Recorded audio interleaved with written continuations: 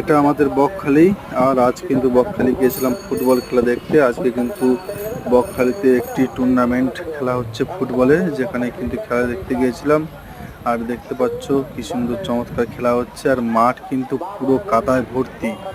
বল কাদায় পড়লেই কিন্তু আটকে যাচ্ছে, যার জন্য প্লেয়াররা কিন্তু খুব ভালোভাবে খেলতে পারছে না, কারণ অতিরিক্ত কাদার জন্য মাঠে কিন্তু যেখানে সেখানে কিন্তু কাদা জমে রয়েছে। এবং দেখতে পাচ্ছ মোটামুটি কিন্তু দুটো দলের প্লেয়ারই কিন্তু খুব সুন্দর খেলছে, যদিও এখনো পর্যন্ত কোনো গোল হয়নি। এবং তবুও দুটি পক্ষ কিন্তু চেষ্টা করছে গোল দিয়ে এগিয়ে থাকার জন্য একে অপরের থেকে, কিন্তু কোনো মতেই কিন্তু গোল দিতে পারছেন না। এবারে পেয়েছে একটি ফ্রি কিক, আর দেখো সোজা কিন্তু উড়িয়ে দিলে একদম মাঠের বাইরে।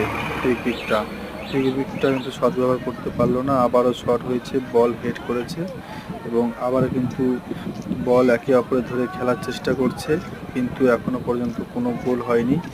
আর প্লেয়াররা কিন্তু খুব ভালোই খেলছে, কিন্তু আরও ভালো খেলা হতো যদি মাঠটা একটু শুকনো হতো, ভালো হতো, তাহলে কিন্তু আরও ভালো খেলা হতো। কিন্তু মাঠে অতিরিক্ত জল কাদার জন্যই কিন্তু প্লেয়াররা খুব একটা ভালো খেলতে পারছে না। তাই দেখ, বল কিন্তু বারবার বাইরে চলে যাচ্ছে বা কাদায় আটকে যাচ্ছে, যার ফলে কিন্তু খেলাটা খুব একটা ভালো হচ্ছে না।